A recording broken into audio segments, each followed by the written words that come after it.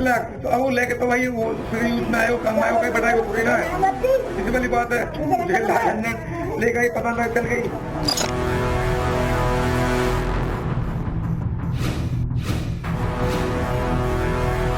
सोचिए अगर कहीं से भी होता क्यों नहीं उठाया, क्योंकि यार वो 3-4 बॉर्डर क्रॉस का ये इंटेलिजेंस या किसी मतलब ISI से उसका संबंध होता तो वो पूरे कागज देकर तैयार। एक सीमा है, हजार सवाल हैं और उससे जुड़े हर रोज नए नए खुलासे। प्यार की आड़ में सीमा हैदर ने बड़ा गुनाह किया। हनी ट्रैप के जरिए सचिन को फंसाया या सचिन ने सीमा को फंसाया, इन सवालों को लेकर लोग कंफ्यूज थे। लेकिन ऐसे सवालों के जवाब हमारी अंडर कवर रिपोर्टिंग टीम ने ढूंढ निकाला तो सीमा और सचिन की इस लव स्टोरी में 50 लाख रुपए की एंट्री हो गई।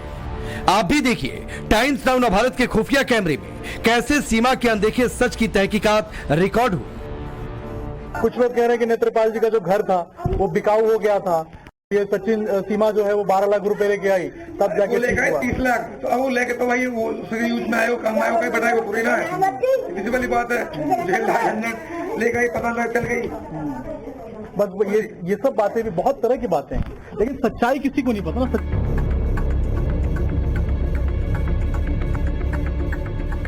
सीमा हैदर और सचिन मीणा की कहानी में लगातार ट्विस्ट आ रहे हैं।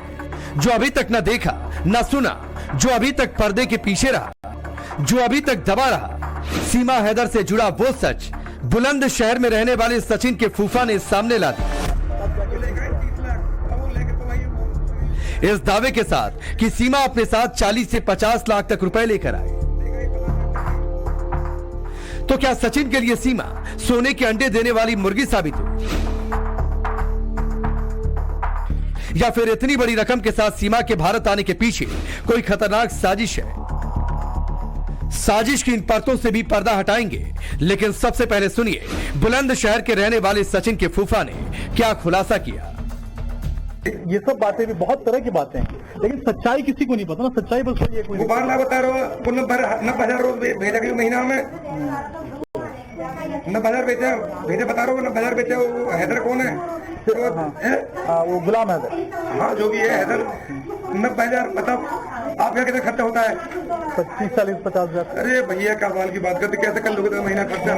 सैलरी की बात किसकी बात करें आप? मैं खर्चा घर में ये तो लाख रुपए भी हो जाता है, 1.5 लाख भी हो जाता है, वो डिपेंड करता है ना। अब हम बोलने लगे, अब जैसे मैं 23,000 रुपए किराया देता हूँ, अलग अलग वो है किसी का।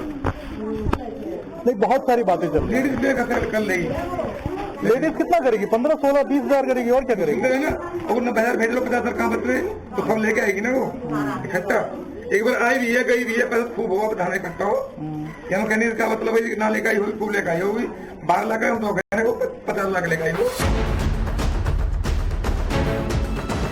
तो क्या पाकिस्तान से भारत आई सीमा हैदर ने दुनिया के सामने जो बताया वो आधा सच है? सीमा हैदर मीडिया कैमरों पर जितना बता रही है, क्या उससे ज्यादा छिपा रही है? मैं मोहब्बत में आई हूँ, मेरा विश्वास करो, एक दिन सबके सामने सच आएगा। कोई इतना बोलो कि कल किसी को दुख ना हो कि हमने इतना गलत बोला इसके बारे में। कैमरे के सामने बार बार गुहार लगा रही सीमा लगातार झूठ बोल रही है, या सचिन के रिश्तेदार सच बोल रहे हैं? क्योंकि सीमा की सीक्रेट कहानी में कई झोल हैं। सीमा पहली बार 15 दिन के टूरिस्ट वीजा पर 10 मार्च को कराची एयरपोर्ट से शारजा होते हुए नेपाल के काठमांडू पहुंची थी और 17 मार्च 2023 को इसी रूट से नेपाल से वापस 18 मार्च 2023 को कराची एयरपोर्ट वापस लौटी थी। तब सीमा ने ट्रैवलिंग, होटल में ठहरने से लेकर सचिन पर 3 लाख रुपए खर्च किए थे। दूसरी बार सीमा 10 मई को 15 दिनों के टूरिस्ट वीजा पर पाकिस्तान से अपने 4 बच्चों को लेकर कराची से दुबई पहुंची और फिर 11 मई 2023 को दुबई से काठमांडू और फिर 12 मई को उसने भारतीय सीमा में प्रवेश किया। बताया गया कि जब वो मई में बच्चों के साथ नेपाल आई तब उसके 6 लाख रुपए टिकट में खर्च हो गए। 2 बार नेपाल आने में सीमा के 9 लाख रुपए खर्च हो गए, जबकि खुद सीमा की तरफ से यह दावा किया गया कि वो कराची का अपना मकान 12 लाख रुपए में बेच कर आए।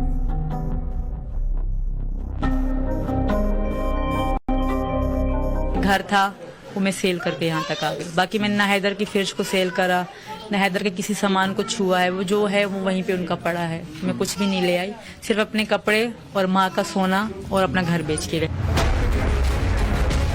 तो फिर सचिन के रिश्तेदार 40 से 50 लाख रुपए साथ लाने का दावा कैसे कर रहे हैं?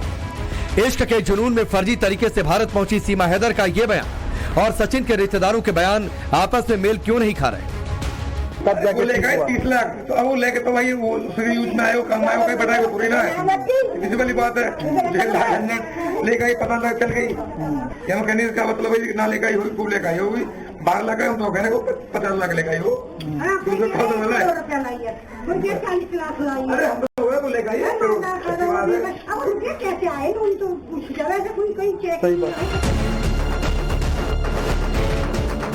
टाइम्स नाउ भारत की अंडर कवर रिपोर्टिंग टीम के स्टिंग ऑपरेशन में सचिन के रिश्तेदारों ने वो राज उगल दी जिनका जवाब मिलना जरूरी था।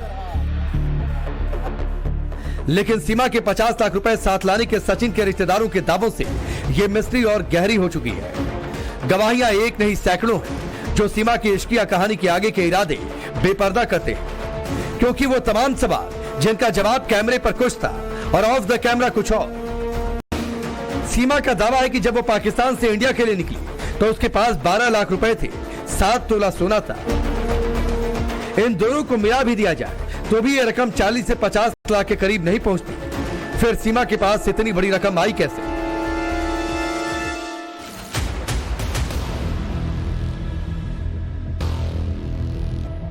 सीमा और सचिन की इस प्रेम कहानी पर सस्पेंस इसलिए भी बढ़ता जा रहा है क्योंकि एक तरफ अंडरकवर रिपोर्टिंग टीम के खुफिया कैमरे पर सचिन के फूफा ने दावा किया कि सीमा 40 से 50 लाख रुपए लेकर आई, जबकि दूसरी तरफ सचिन के पिता का एक वीडियो सामने आया जिसमें वो कहते नजर आ रहे हैं कि उनके घर के हालात सही नहीं, यहां तक कि खाने पीने की काफी दिक्कत हो रही है।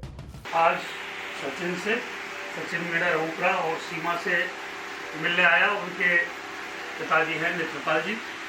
मैंने इनसे समस्या पूछी कि आपको क्या परेशानी है, तो इन्होंने बताया कि हमको खाने पीने की बहुत प्रॉब्लम हो रही है। पुलिस के पहरे में हमको बिठा के रखते हैं। हम रोज़ कमाने खाने वाले आदमी हैं, गरीब आदमी हैं। तो मैंने इनको बताया कि आप अपना थाना इंचार्ज रऊपरा को अपना पत्र लिख करके दें ताकि वो अपने आला अधिकारियों से इसकी परमिशन लेकर के आपको खाने कमाने की परमिशन दें। नेत्रपाल जी क्या समस्या है आपको बताएं। समस्या है कि जो पहले से राशन चाहिए, तो आपने थाना इंचार्ज को बताया कि जी हम अपना रोज कमाने खवाने वाले आदमी हमको कमाने खाने दिया जाए। वो बताया, उन्हें वो पता था रोज लाने खाने वाले, मगर उनसे चलो आज हम रऊपरा थाना इंचार्ज से बात करेंगे। वो अपने ऊपर के अधिकारियों से बात करके इसका समाधान निकालेंगे। आप कब तक घर पर बैठे रहोगे? खाना कमाने तो जाना पड़ेगा आपको। धन्यवाद। सचिन के पिता कह रहे हैं उनके घर का कोई भी मेंबर पैसा कमाने बाहर नहीं जा पा रहा, इस वजह से घर में राशन तक खत्म हो चुका है। लेकिन सवाल तब भी उठे थे जब कहा गया कि 10,000 की सैलरी वाला सचिन बार बार नेपाल कैसे गया। कितने पैसे कमा लेता था यहाँ से? 10,000 रुपये। 10,000 रुपये महीना अगर कमा रहा है, उसमें वो नेपाल भी घूम ले रहा है, काठमांडू चला जा रहा है। और ये तो उजाने मैं क्या कहता हूँ। 10,000 रुपए कमाने वाले सचिन के लिए सीमा 50 लाख रुपए कैसे लेकर आ गए? ये सवाल भी सीमा से जुड़े उन अनगिनत सवालों के साथ जुड़ चुका है जिनकी वजह से सीमा और सचिन की लव स्टोरी अभी भी एक पहेली बनी है। सचिन भोला है या सीमा हैदर बेहद शातिर, इसकी सबसे बड़ी पड़ताल जारी है। सचिन के रिश्तेदारों के दावों को अगर सच माने तो एक तरफ सीमा 40 से 50 लाख रुपए के साथ भारत आई, किसी आतंकवादी ग्रुप से जुड़े। खुश है ये बताइए। अब भैया वो जासूस लेकर आ रहे हैं कि जब नहीं तो वो ना उन्हीं तो वो कहा गलत है और वो जासूस होती तब तक जासूस। मैं तो बताऊं, चलो मैं निकालूं, मैं गारंटी यदि वो जासूस है ना तो सबसे पहले मुझे ले जाओ अंडर। वो जासूस हो इधर चूने करती है। सुनो मेरी बात, एक सेकंड। अरे 4 बच्चे ले भी आई यार, जब कोई मतलब आई से उसका कोई भी हाथ होता तो पूरे कागजात देता उसे लगा के जा पूरे हिंदुस्तान दाखिल कर। तो किसी बॉर्डर पर यात्री फिर कर लेते तुम।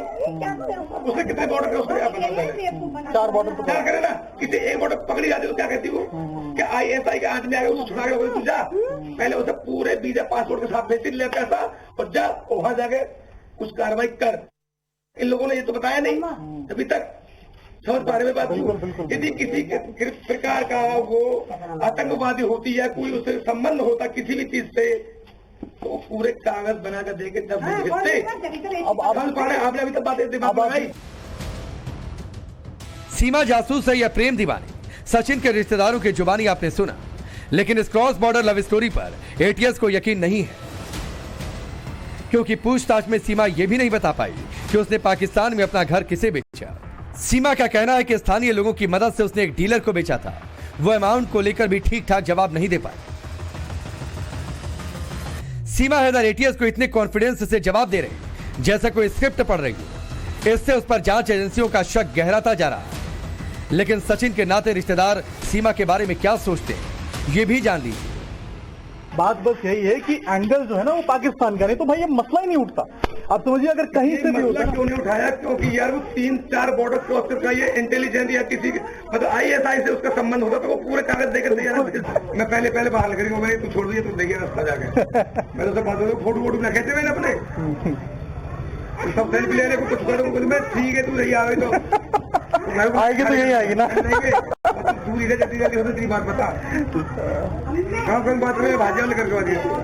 आप लोग को बात उसमें ठीक लगी ना, घर की बहुत टाइप ठीक है।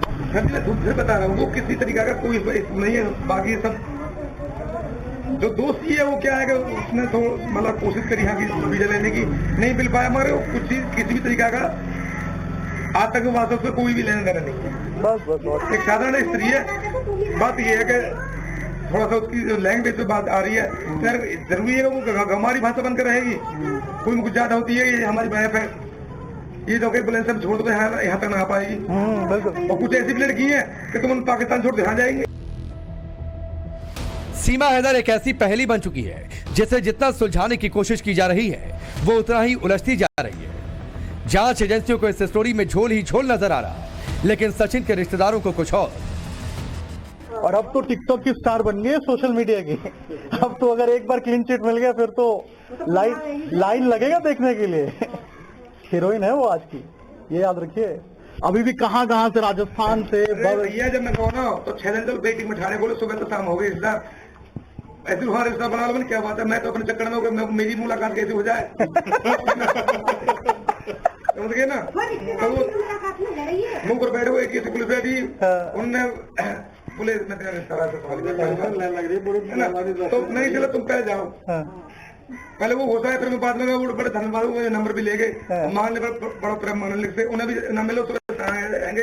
निकल गए रोड पर आ गया एक बंदा तो दिल्ली का आया तो पहाड़गंज से 2 जने बोल ऊपर से देख ले, एक साइड में घर है ना, दूसरे भैया का ऊपर से देखा, बोल भैया मैं तो अपने दिखने देखना चाह रहा हूँ। यार मैं तो बाहर आ गया, क्या करूँ।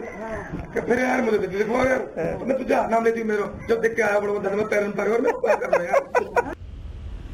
सीमा हैदर पर सस्पेंस अभी खत्म नहीं हुआ। कल को उसकी कहानी में कोई नया ट्विस्ट आ जाए तो हैरानी नहीं होगी। लेकिन टाइम्स नाउ भारत के अंडर कवर रिपोर्टिंग टीम के हिडन कैमरा में सीमा हैदर को लेकर छिपे कुछ और पहलू दर्ज हुए जो हमारी अगली रिपोर्ट में सामने आए। तो देखिए, अब तक आपने देखा सीमा हैदर के खुफिया खजाने का सच क्या है, लेकिन हमारी पड़ताल में अब जो खुलासा होने वाला है वो बेहद चौंकाने वाला है। फर्जीवाड़े का ऐसा पर्दाफाश जिसे सुनकर आपके पैरों तले जमीन खिसक जाएगी। सीमा हैदर के फर्जी आधार कार्ड बनाने के कितने किरदार हैं, किसने क्या रोल निभाया, सवाल पूछने पर कैसे सचिन मीणा के रिश्तेदार भड़क गए, ये सब हमारे खुफिया कैमरे में कैद है। साथ ही आप ये जानकर हैरान हो जाएंगे कि कैसे फर्जी दस्तावेज बनाने का एक बड़ा नेक्सस काम कर रहा है।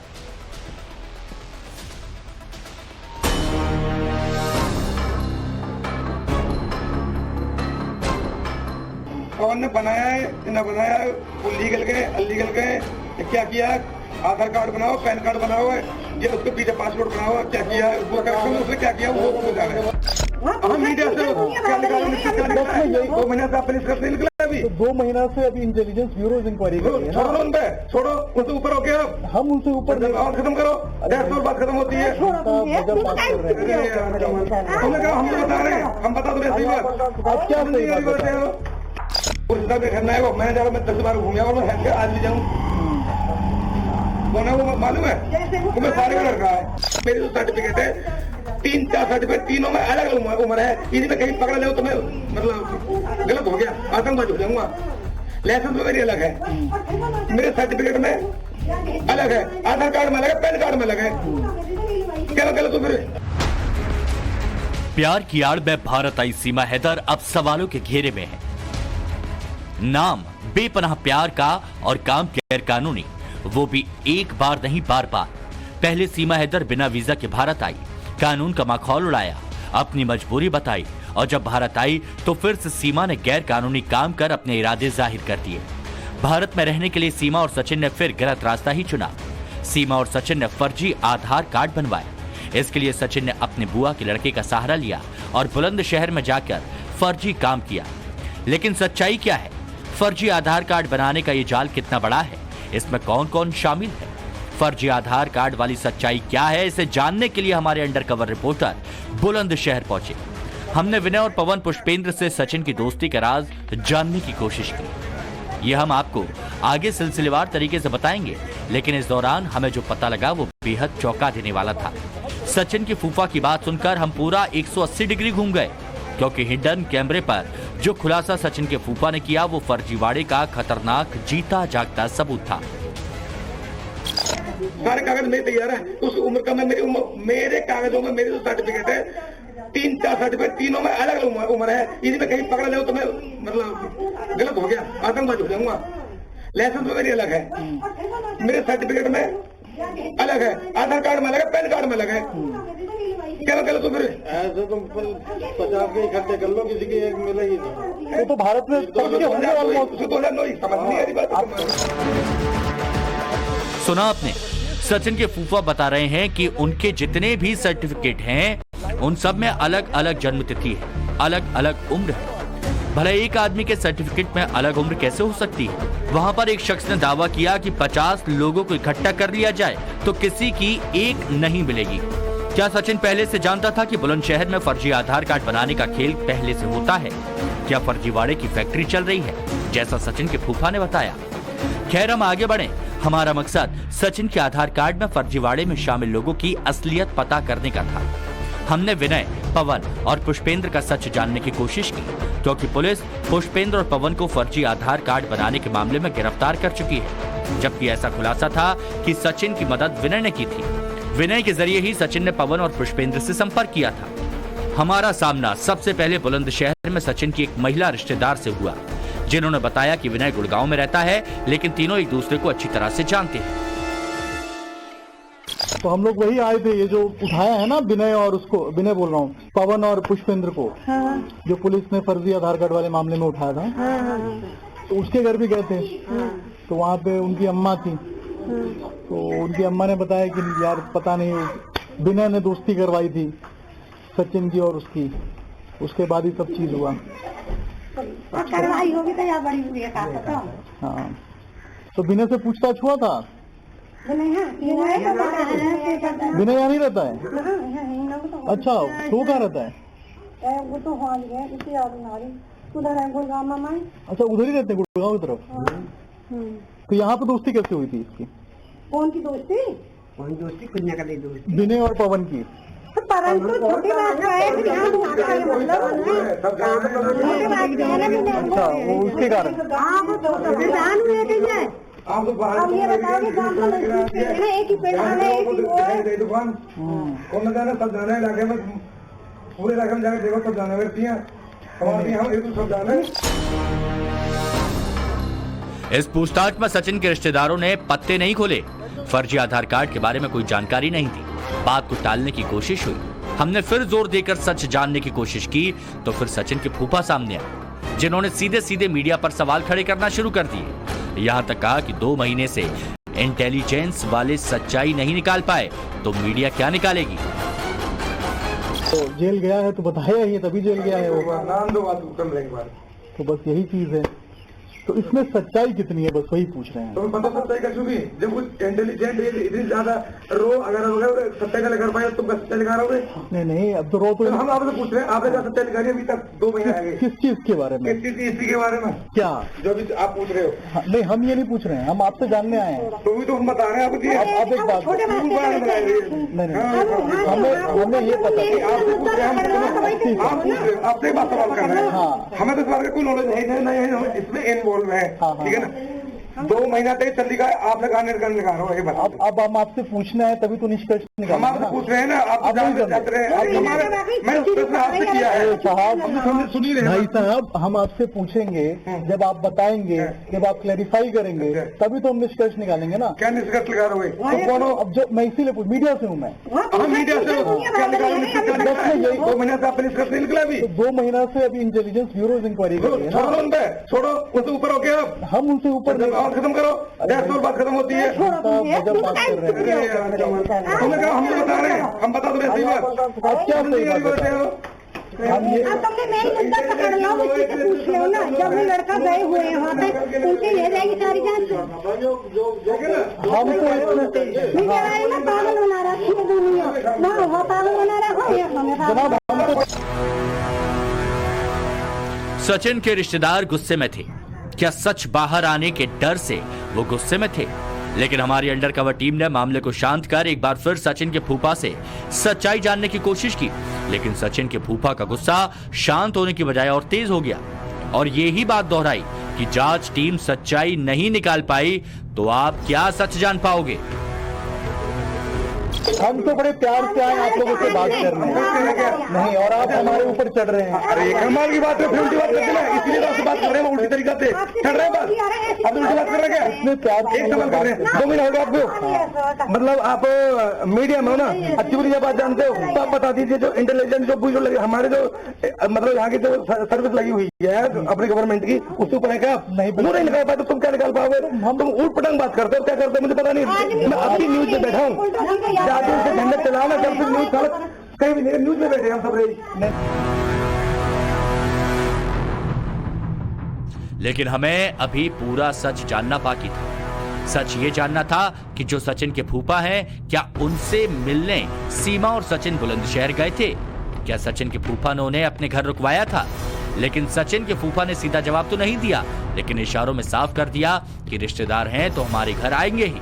मतलब साफ है, ग्रेटर नोएडा में आने से पहले सचिन और सीमा बुलंदशहर भी गए और इन्हीं फूफा के यहाँ रुके। ये चल रहा है कि भाई विनय ने दोस्ती कराई, ये कराई, विनय से मिलने सचिन आया था, सीमा आई थी यहाँ पे, तो इसमें सच्चाई कितनी?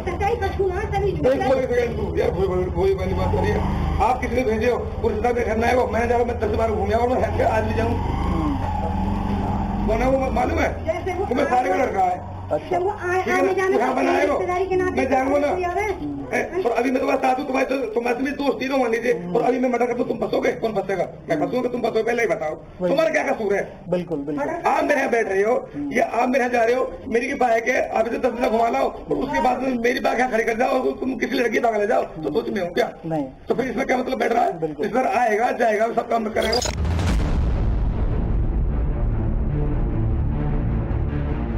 रिश्तेदार आया गया, लेकिन वो सवाल अब भी जस का तस बना हुआ था कि पवन ने कैसे फर्जी तरीके से आधार कार्ड बनाया, कैसे फर्जी आधार कार्ड बनाने की प्लानिंग हुई, इस साजिश में कौन कौन शामिल था।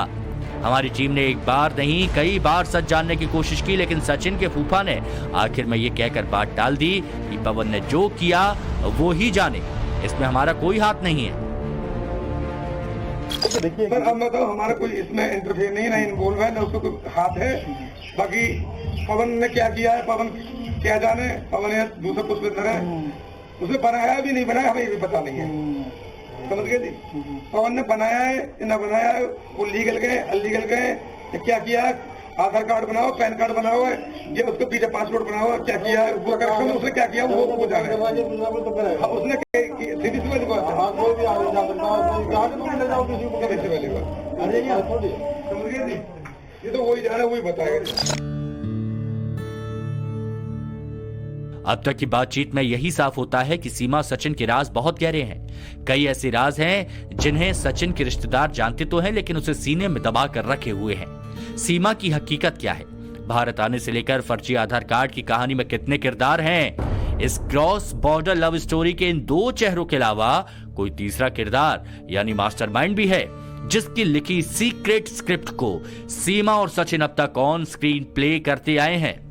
इन सवालों के जवाब अभी आने बाकी हैं। Bureau report, times now Bharat.